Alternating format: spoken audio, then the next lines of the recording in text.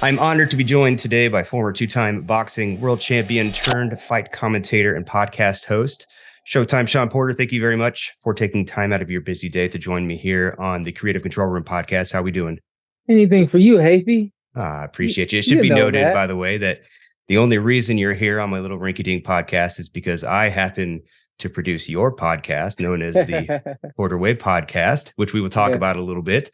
But I wanted to get some insight from you today about just how to be an engaging podcast host, how to conduct did you want to say something? I have to correct you real quick. Okay. Already. Wow. We're off to a great start. Well, no. I'm not here because you produce my podcast. So let's be honest and real. I'm here because you and I have a true friendship and we've been working together. Oh my God, we've been working together for a super long time. So, I mean, collectively, it just is kind of like the maturation process of eventually I'm going to want Shawn on my podcast. And here I am. You know what I mean? Okay. I appreciate that. Thank you very much. This is a little different from what you said. Okay. Well, thank you. I want to talk about your podcast a little bit today. Also want to talk about, just get some insight from you on how you have become such an engaging podcast host, how you can conduct such interesting and engaging interviews. So we'll get into that. The first thing I want to ask you, though, is if someone were to come up to you on the street these days, obviously you had a long history in boxing, but you're retired now. If someone came up to you on the street that you never met and asked, what do you do? What is your answer to them right now?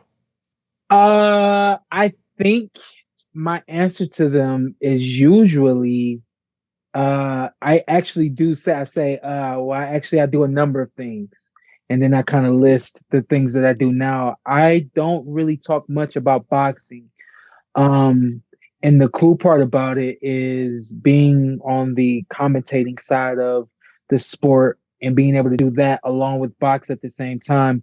It was like my brand and my face grew even bigger. And I'd find myself at the grocery store and someone had seen me doing commentary. They didn't see me doing boxing, So I take it for what it's worth, man. I boxed literally my entire life. I started boxing when I was 5 years old. And to this day, if you don't ask me if I box or you don't refer to that at all, I'm just as I was when I was 8 years old or 12 or in high school. I just never told people that I boxed. I don't know why that was, but it's the same thing now. So I say, I have a couple of websites I'm doing, and I have a podcast, and I'm doing commentary for TV, things like that. I kind of keep boxing separate now, I guess. Yeah. Okay. All right. Well, let's talk about the podcast a little bit. If I had to describe it as the producer of the show, I would say it's obviously a boxing focused podcast, but it's a show that tries to kind of marry the worlds of boxing and entertainment. You don't just have boxers on, you have celebrities on every now and then. But sell the podcast a little bit. What is the PorterWay Podcast about in your own words? Everybody says, man, this is my year. This is my year. This is the year for the PorterWay Podcast. We are turning it up another notch, and exactly what you alluded to, the who's of entertainment, not just entertainers, but the who's of entertainment will be on the PorterWay Podcast this year. That is my goal. Ultimately, it worked out for the good. I've never been just about boxing. And so I didn't want the podcast to be just about boxing. And one of the co-hosts on the show, Carson, he says, SP, this is your niche. This is what people know you for. Start there, and then you can branch out as the podcast grows.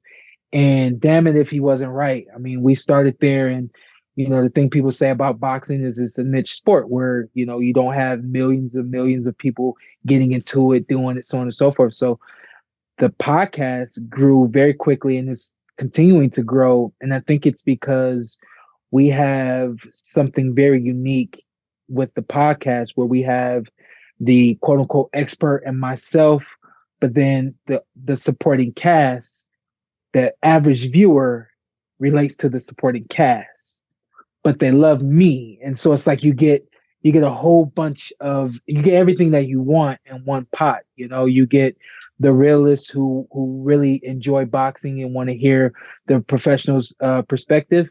But then you also have everyone else who's like, well, I want to know how they saw it because they were probably seeing it the way that I was seeing it, you know. So it is, man. It's still a work in progress, and I would say definitely this year we're going to move forward. We're never going to ever look back.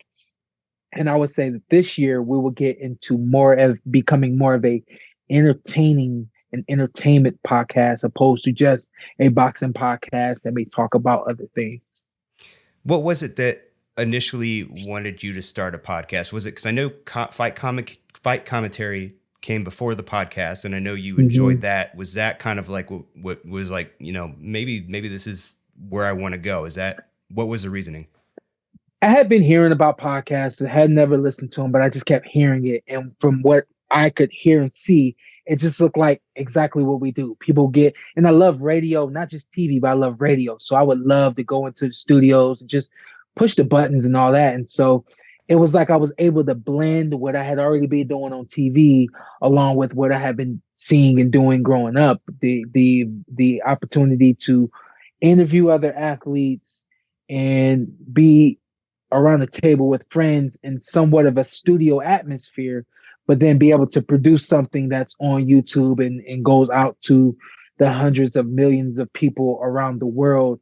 And you know, when I first got the idea to start the podcast, it was because inside PBC Boxing on Fox, I was really heavily involved in that. And once the show was canceled, I was on such a high from doing it. I was like, I have to do more of that. And I was like, you know, we're pandemic time. And so it was like, hey, let's do this podcast. And I've been thinking about it, and it just felt like the right time. So between your main podcast channel and the Clips channel that we have set up for you, we've got about 112,000 subscribers. We're getting about 20,000 downloads or so a month on the audio podcast.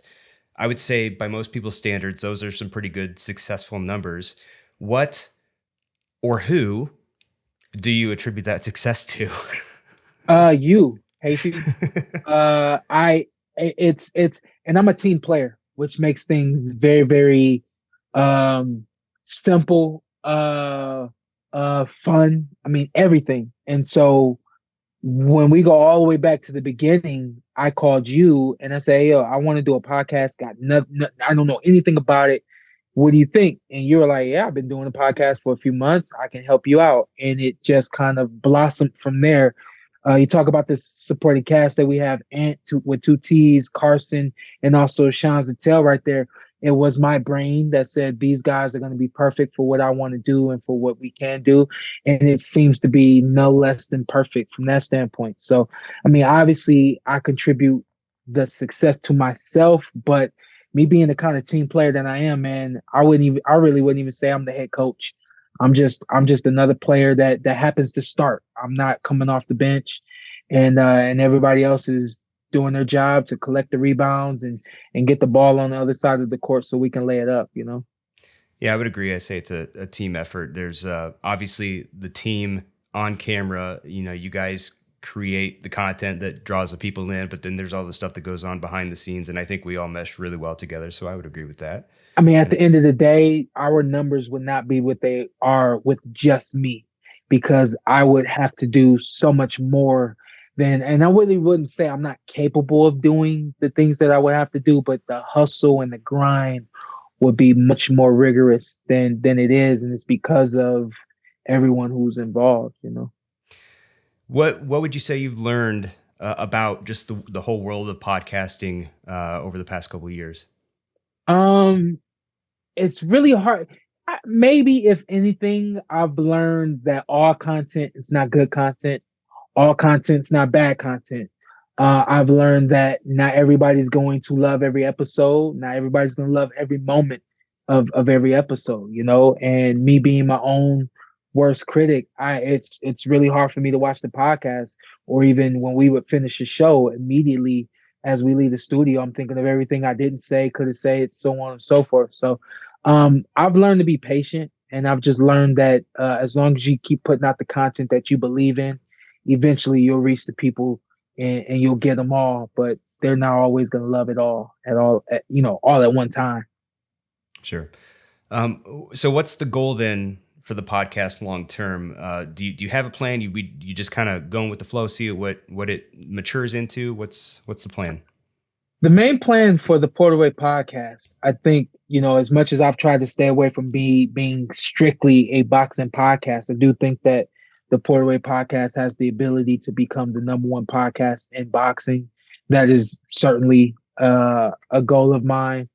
Beyond boxing, I want to be a podcast that businessmen feel they need to watch. I want to be the kind of podcast that 15-year-olds and 10-year-olds feel like they want to watch, and 50 and 60-year-olds want to watch. I want to be the podcast that everyone and listen to, but I think that my podcast has the ability to reach millions and affect millions every single time we put out an episode. And that's why I started doing a motivational message at the end of every episode, opposed to just once a month. I said, you know what? I'm going to reach people, and every time I reach them, I need to hit them hard with something that's going to make them think and improve on whoever they are or who they are.